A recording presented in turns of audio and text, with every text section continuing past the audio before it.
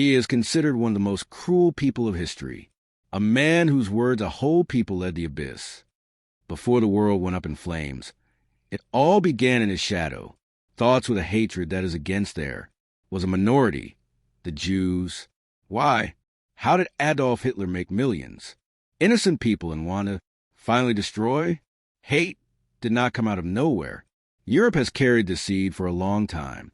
For centuries, Jews have been made by outsiders.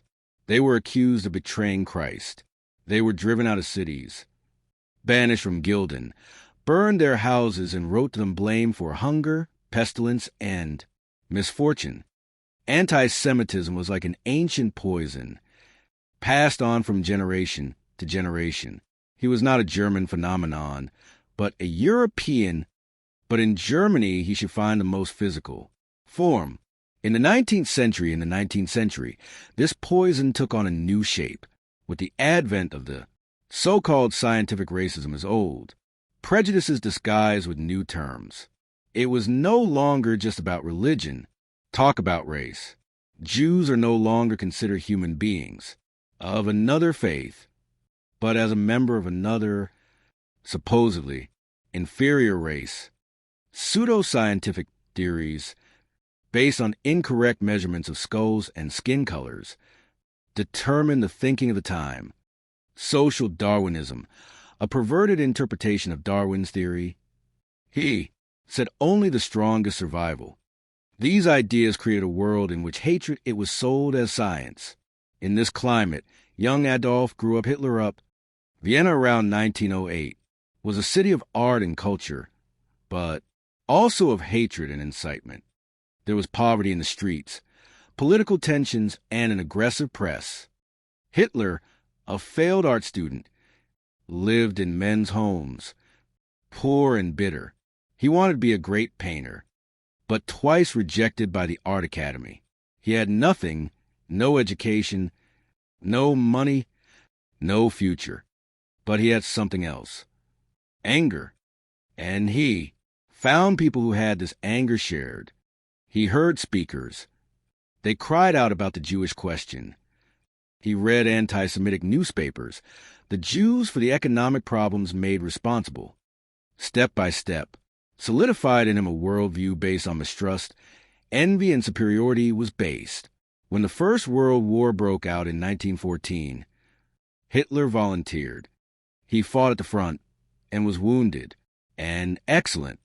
But when the war was lost in 1918, broke his world. Germany was on the ground, starving, unemployment, humiliation.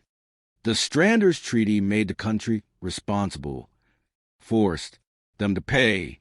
Many felt unfair, and the people were looking for one. Guilty. In this chaos arose the myth of stabbing, the claim that Germany is not only the enemy, but the traitor within been defeated. Politicians, socialists, communists, and all Jews. Hitler believed this lie because he offered a simple explanation. His personal defeat merged with the defeat of an entire nation, and so a faith grew in him. It should become an ideology. End of the war, Hitler joined the German Labor Party, a small political party movement. It soon became the National Socialist Party. His words were full of anger, but full of hope. He spoke of the resurrection, of honor, oath of pure nation. But this purity had an enemy, the Jews. They became symbols in his eyes. Everything that weakened Germany, capitalism, communism, liberalism. He described it as the hand that the Germans were in chains. Millions believed him because of his words. Promise something that makes them desperate sought. Pride. He didn't say, "It's your fault." He said, "It's your fault," and it made dangerous him. When Hitler came to power in 1933, began an unprecedented propaganda machine to work. Newspapers, posters, movies, schools, everything became synchronized. People should no longer think but faith. You should believe that the Jew is not human, but an enemy. In schools, children learned the Jewish race is a threat to the purity of German blood. Movies like The Eternal Jew, Abominable lies shown to incite hatred into planning people's hearts. Language has become a weapon, and every word cut deeper into the moral conscience of the nation. In 1935, the Nuremberg laws followed. Jews lost their civil rights. You are not allowed to marry where you. They no longer want to work where they could. They were disenfranchised, dehumanized, isolated. Society became accustomed to the injustice. The silence of the majority became consent. Then came the night of the Reichspogrom.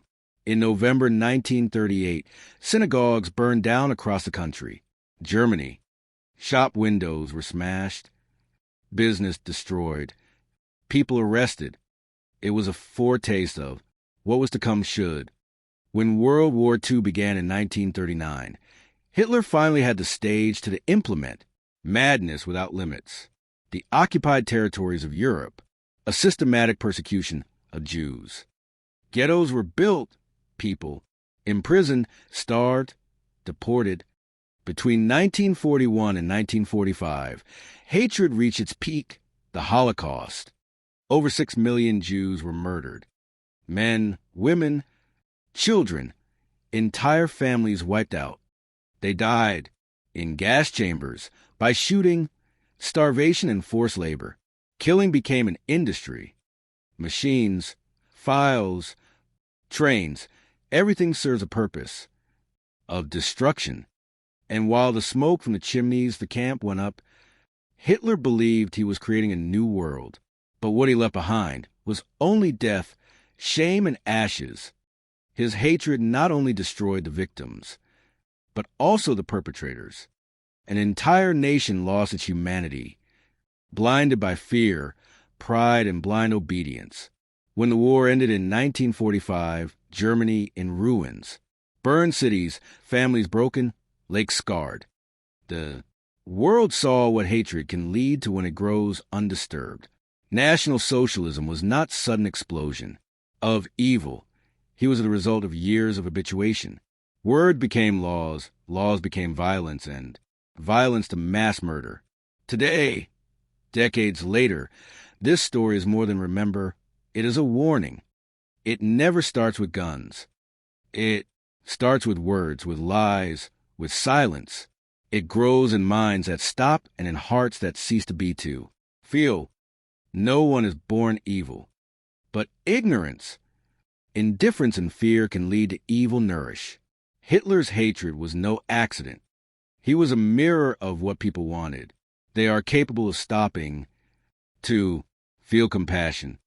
When fear becomes politics, when prejudice truth becomes, when hatred becomes habit, yes, then history repeats itself. That is why we must never forget, not from guilt, but out of responsibility. Because the story of Hitler's hatred is not just one man's story. It's a story of what happens when humanity loses itself.